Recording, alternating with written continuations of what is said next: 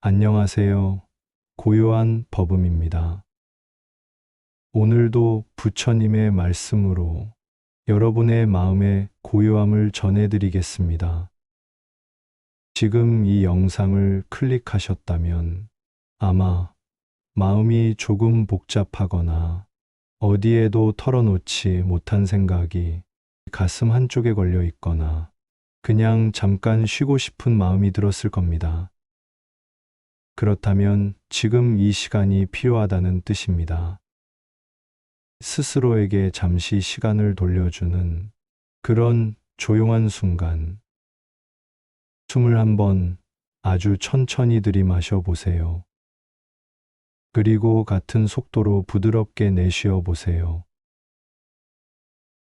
단 5초지만 그 5초가 마음의 문을 여는데 큰 도움이 됩니다. 요즘 같은 세상에서는 정말 마음이 흔들리지 않을 수가 없습니다. 경제적인 걱정, 건강에 대한 염려, 자녀들 걱정, 그리고 끝없이 변화하는 세상의 모습을 보며 우리의 마음은 바람에 흔들리는 깃발과 같습니다. 어떤 날은 괜찮다가도 어떤 날은 갑자기 마음이 무너져 내리는 것 같고 아무것도 확실하지 않은 것 같은 그런 날들 있지 않으십니까? 특히나 나이가 들수록 이런 마음의 흔들림이 더 깊어지는 것 같습니다. 젊을 때는 무작정 달려가기만 하면 되었는데, 이제는 뒤돌아볼 일들도 많고, 앞으로의 미래에 대한 불안함도 커져만 갑니다. 밤에 잠자리에 누워서도 이런저런 생각들이 머릿속을 맴돌며 쉽게 잠이 오지 않을 때가 많으실 것입니다. 그런데 법우님들, 이런 마음의 흔들림 속에서도 변하지 않는 것이 있다는 것을 아십니까? 바로 부처님께서 우리에게 남겨주신 지혜의 말씀들입니다. 2500년 전에 부처님께서 경험하시고 깨달으신 그 진리는 지금 이 시대를 살아가는 우리에게도 여전히 유효한 해답을 제시해 주고 있습니다. 오늘 이 시간에는 마음이 흔들리고 불안할 때 부처님께서 우리에게 주신 4가지 소중한 가르침을 함께 나누어 보려고 합니다. 이 4가지 가르침은 단순한 위로의 말이 아닙니다. 실제로 우리의 일상에서 실천할 수 있는 구체적인 방법들이며 수많은 수행자들이 검증해온 확실한 길입니다. 그럼 지금부터 함께 부처님의 말씀 속으로 들어가 보겠습니다. 첫 번째로 말씀드릴 것은 무상함에 대한 깨달음입니다. 우리가 마음이 흔들리는 가장 큰 이유 중 하나는 변하는 것들을 변하지 않는 것으로 여기고 거기에 집착하기 때문입니다. 건강도, 재산도, 인간관계도, 심지어 우리 자신도 모든 것이 변하고 있는데 우리는 그것들이 영원히 그대로 있기를 바라며 집착합니다. 그래서 조금이라도 변화가 생기면 마음이 흔들리고 불안해하는 것입니다. 부처님께서는 법구경에서 이렇게 말씀하셨습니다. 모든 형성된 것들은 무상하다. 게으르지 말고 정진하라. 이 말씀은 단순히 모든 것이 변한다는 사실을 알려주는 것이 아닙니다. 오히려 무상함을 올바로 이해하면 집착에서 벗어나 진정한 자유를 얻을 수 있다는 희망의 메시지입니다. 예를 들어 보겠습니다. 요즘 많은 분들이 경제적인 어려움으로 고민하고 계실 것입니다. 물가는 계속 오르고 노후 준비는 부족하고 자녀들 뒷바라지까지 해야 하니 얼마나 마음이 무거우시겠습니까? 그런데 이때 무상함의 지혜를 적용해 보시면 어떨까요? 지금의 경제적 어려움도 영원하지 않습니다. 마치 계절이 변하듯이 어려운 시기도 반드시 지나갑니다. 그리고 우리가 그토록 걱정하는 재산이나 물질적 풍요로움도 결국은 무상한 것들입니다. 이런 깨달음이 생기면 경제적 어려움 앞에서도 마음이 덜 흔들리게 됩니다. 물론 현실적인 노력은 해야 하지만 그 결과에 과도하게 집착하지 않게 됩니다. 또 다른 예로 건강 문제를 들어보겠습니다. 나이가 들면서 몸 여기저기가 아프고 예전 같지 않으면 많이 우울해지고 불안해하실 것입니다. 하지만 몸도 무상한 것입니다. 젊었을 때의 건강한 몸도 변했고 지금의 아픈 몸도 또 변할 것입니다. 중요한 것은 변하는 몸에 과도하게 집착하지 말고 변하지 않는 마음의 본성을 발견하는 것입니다. 그럼 구체적으로 어떻게 무상함을 일상에서 체험할 수 있을까요? 가장 좋은 방법은 매일 아침 일어나서 이렇게 관찰해 보시는 것입니다. 어제의 나와 오늘의 나는 같은 듯 하면서도 분명히 달라졌습니다. 몸의 세포들도 계속 죽고 새로 생겨나고 마음의 상태도 어제와는 다릅니다. 이런 변화를 두려워하지 마시고 오히려 자연스러운 흐름으로 받아들여 보세요. 그리고 하루 종일 일어나는 여러 가지 일들도 무상함의 관점에서 바라보시기 바랍니다. 기쁜 일이 생겼을 때도 이것이 영원하지 않다는 것을 알고 겸손해지고, 어려운 일이 생겼을 때도 이건 역시 지나갈 것이라는 희망을 가지시기 바랍니다. 특히 잠자리에 들기 전에는 하루를 돌이켜보며 모든 경험들이 꿈처럼 지나갔음을 관찰해 보세요. 이런 관찰을 계속하시면 자연스럽게 집착이 줄어들고 마음이 가벼워집니다. 그리고 무엇보다 중요한 것은 무상함을 슬프거나 절망적인 것으로 여기지 마시라는 것입니다. 오히려 무상함이야말로 우리에게 새로운 가능성과 희망을 주는 것입니다. 만약 모든 것이 변하지 않는다면 지금 힘든 상황에서 벗어날 방법도 없을 것입니다. 하지만 모든 것이 변하기 때문에 우리는 항상 새로운 시작의 기회를 가질 수 있습니다. 이것이 바로 부처님께서 무상함을 통해 우리에게 주고자 하신 첫 번째 지혜입니다. 두 번째로 말씀드릴 것은 현재 순간에 머물러 있는 마음 챙김의 힘입니다. 우리가 마음이 흔들리는 또 다른 큰 이유는 바로 과거의 후회나 미래의 걱정에 사로잡혀 있기 때문입니다. 이미 지나간 과거의 일들을 계속 곱씹으며 후회하거나 아직 일어나지도 않은 미래의 일들을 걱정하며 불안해합니다. 하지만 실제로는 과거도 미래도 지금 이 순간에는 존재하지 않습니다. 오직 현재 이 순간만이 우리가 실제로 살아가고 있는 시간입니다. 부처님께서는 염초경에서 이렇게 말씀하셨습니다. 과거를 따르지 말고 미래를 바라지 말라. 과거는 이미 지나갔고 미래는 아직 오지 않았다. 다만 현재의 법을 현재에 관찰하여 흔들리지 않고 동요하지 않는 지혜를 얻으라. 이 말씀이야말로 흔들리는 마음을 안정시키는 핵심적인 가르침입니다. 예를 들어 보겠습니다. 많은 분들이 자녀 문제로 고민하고 계실 것입니다. 자녀가 기대했던 대로 살지 못하거나 취업이 안 되거나 결혼이 늦어지거나 하면 부모로서 마음이 얼마나 무거우시겠습니까? 그런데 이런 걱정의 대부분은 실은 미래에 대한 불안입니다. 자녀가 앞으로 어떻게 될까? 노후에 혼자 있게 되면 어떻게 할까?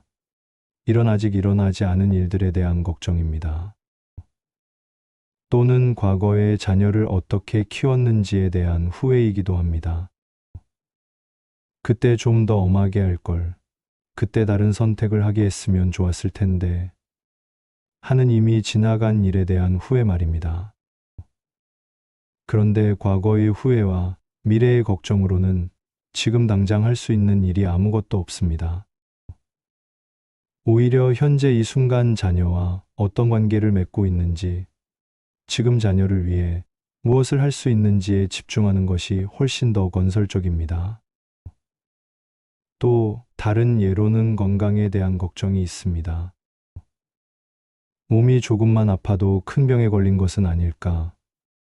앞으로 더 아프면 어떻게 하지? 하며 미래를 걱정합니다. 또는 과거에 몸 관리를 제대로 하지 못한 것을 후회하기도 합니다. 그런데 이런 걱정과 후회로는 지금의 건강 상태가 나아지지 않습니다. 오히려 현재 이 순간 몸의 상태를 있는 그대로 받아들이고 지금 당장 할 수 있는 건강 관리에 집중하는 것이 현명합니다. 그럼 구체적으로 어떻게 현재 순간에 머물 수 있을까요? 가장 기본적이면서도 효과적인 방법은 호흡 관찰입니다. 하루에 몇 번씩은 모든 일을 잠시 멈추고 자신의 호흡을 관찰해 보시기 바랍니다. 숨이 들어오는 것을 느끼고 숨이 나가는 것을 느끼면서 오직 호흡에만 집중해 보세요. 이때 과거의 일이나 미래의 걱정이 떠오르더라도 그것을 억지로 밀어내려 하지 마시고 다시 호흡으로 주의를 돌려 보시기 바랍니다. 처음에는 몇 초도 채 집중하지 못할 수도 있지만 꾸준히 연습하시면 점점 더 오래 현재 순간에 머물 수 있게 됩니다. 또 다른 방법은 일상생활에서 하는 모든 행동을 의식적으로 해보는 것입니다. 밥을 먹을 때는 음식의 맛과 냄새, 씹는 느낌에 집중하고, 걸을 때는 발이 땅에 닿는 느낌에 집중하고, 설거지를 할 때는 물의 온도와 그릇의 감촉에 집중해 보세요. 이런 마음챙김 수행을 통해 현재 순간에 머물다 보면 자연스럽게 마음이 안정되고 평화로워집니다. 특히 마음이 많이 흔들릴 때는 자신이 지금 어디에 있는지를 의식적으로 확인해 보시기 바랍니다. 지금 나는 어디에 앉아 있는가? 주변에는 무슨 소리가 들리는가? 몸은 어떤 느낌인가? 이런 식으로 현재의 감각에 집중하시면 과거와 미래의 생각들로부터 벗어날 수 있습니다.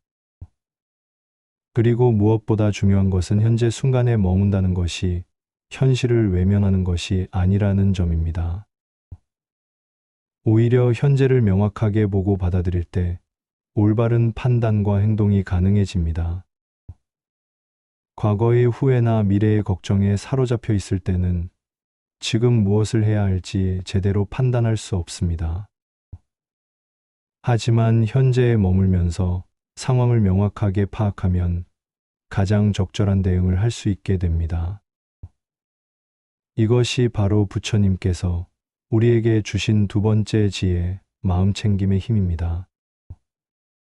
세 번째로 말씀드릴 것은 자비심을 통해 마음의 평화를 얻는 방법입니다. 우리가 마음이 흔들리는 이유 중 하나는 자신과 다른 사람들에 대한 미움이나 원망, 시기심 때문입니다. 특히나 요즘 같은 세상에서는 사람들 사이에 갈등이 많아지고 서로를 이해하지 못하는 일들이 늘어나고 있습니다. 가족 간에도, 이웃 간에도, 사회에서도 크고 작은 갈등들이 끊이지 않습니다. 이런 갈등 속에서 우리는 분노하고, 원망하고, 상대방을 미워하게 됩니다. 그런데 이런 부정적인 감정들은 상대방에게 피해를 주기보다는 오히려 우리 자신의 마음을 병들게 만듭니다. 부처님께서는 법구경에서 이렇게 말씀하셨습니다. 미움으로는 미움을 이길 수 없다. 오직 자비로만 미움을 이길 수 있다. 이것은 영원한 진리이다. 이 말씀은 단순한 도덕적 교훈이 아닙니다. 실제로 자비심을 기를 때 우리의 마음이 어떻게 변화되는지를 보여주는 실용적인 지혜입니다. 예를 들어보겠습니다. 가족 간의 갈등이 있을 때를 생각해 보시기 바랍니다. 배우자나 자녀 혹은 형제 자매와 의견이 달라서 다툼이 일어났을 때 처음에는 화가 나고 상대방이 잘못했다고 생각하게 됩니다. 그런데 시간이 지나도 그 분노와 원망을 계속 가지고 있으면 마음이 편할 수가 없습니다. 밤에 잠도 제대로 오지 않고 다른 일을 하면서도 그 일이 계속 신경 쓰이고 결국 자신만 괴로워지게 됩니다. 이때 자비심을 연습해 보시기 바랍니다. 상대방도 나름대로의 이유와 아픔이 있어서 그렇게 행동했을 것이라고 생각해 보세요. 완벽한 사람은 없고 모든 사람은 실수를 하며 살아간다는 것을 인정해 보세요. 그리고 무엇보다 상대방이 행복하기를 진심으로 바라는 마음을 가져보시기 바랍니다. 처음에는 억지로 하는 것 같아도 계속 연습하다 보면 마음이 부드러워지고 평화로워집니다. 또 다른 예로는 사회적인 갈등 상황을 들 수 있습니다. 요즘에는 정치적 견해나 사회적 이슈에 대해 의견이 다른 사람들과 갈등을 빚는 경우가 많습니다. 인터넷이나 방송에서 자신과 다른 의견을 보면 화가 나고 그런 생각을 가진 사람들을 이해할 수 없다고 여기게 됩니다. 하지만 이런 감정들로는 아무것도 해결되지 않고 오히려 자신만 스트레스를 받게 됩니다. 이때도 자비심의 관점에서 바라보시기 바랍니다. 모든 사람은 각자의 경험과 환경에 따라 다른 생각을 가질 수밖에 없다는 것을 인정하고, 비록 의견은 다르더라도 그들 역시 자신들 나름대로는 옳다고 생각하는 일을 하고 있다는 것을 이해해 보세요.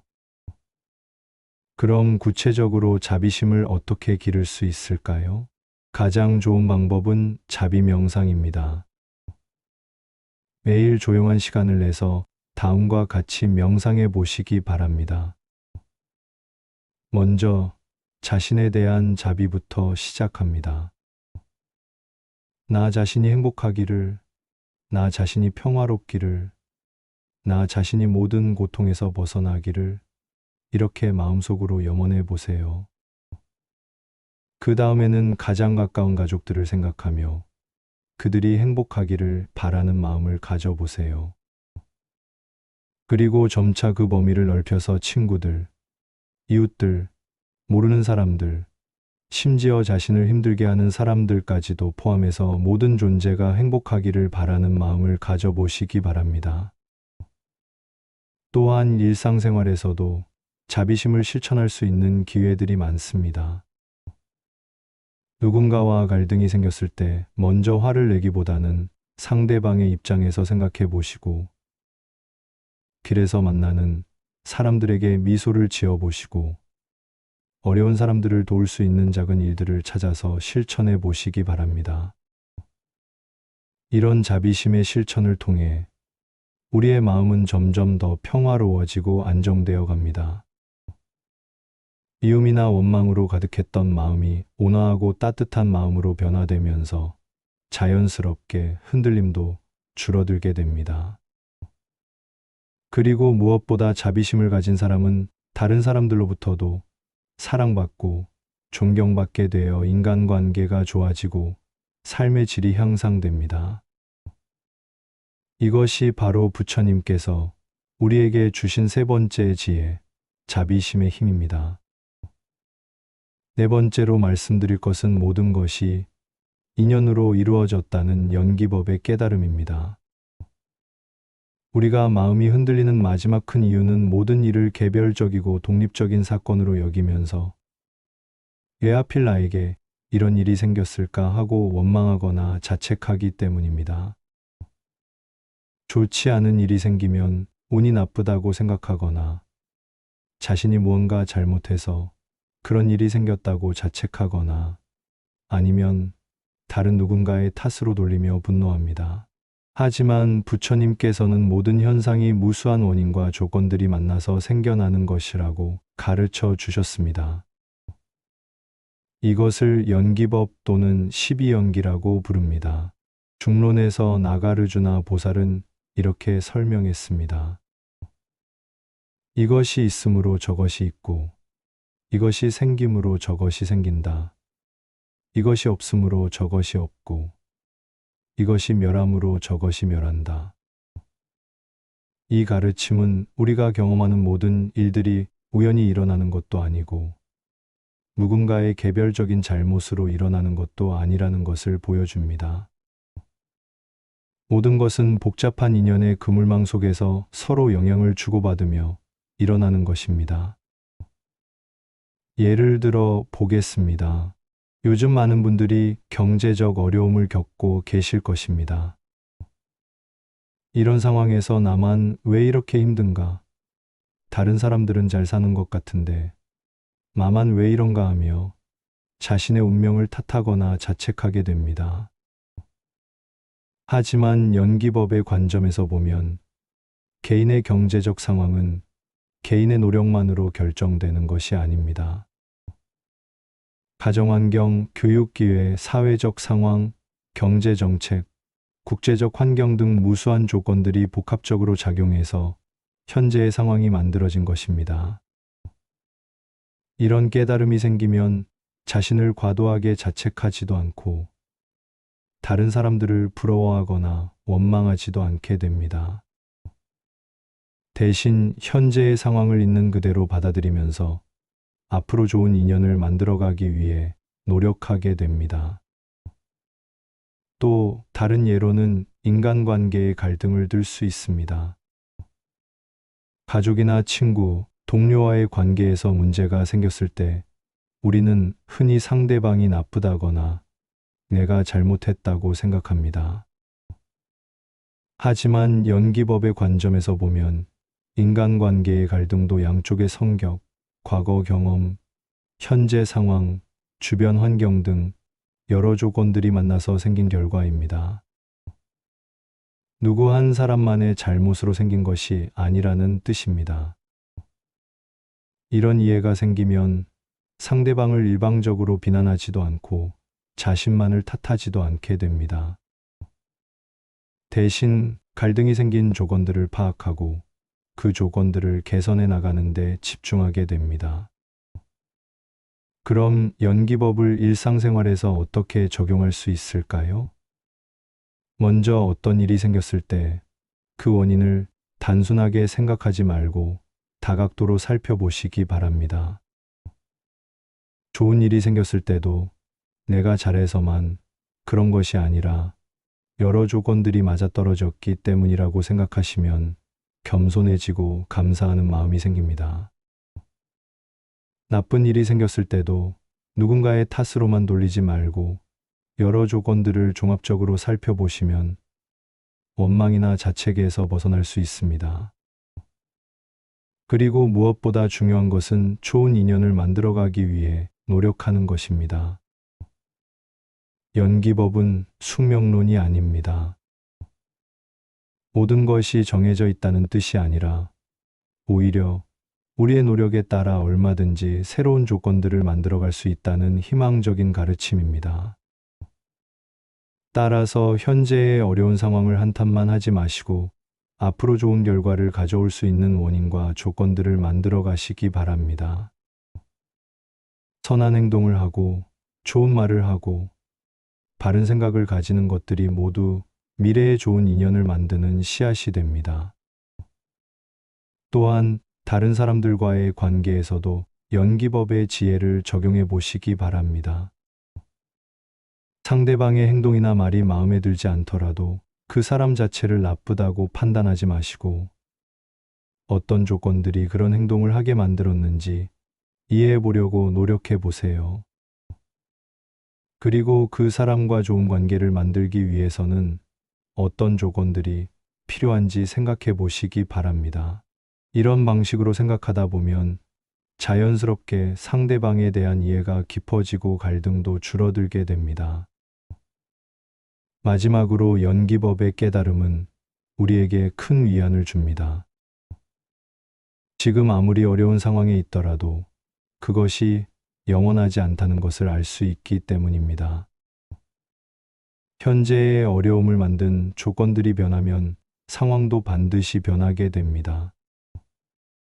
따라서 절망하지 마시고 희망을 가지시기 바랍니다.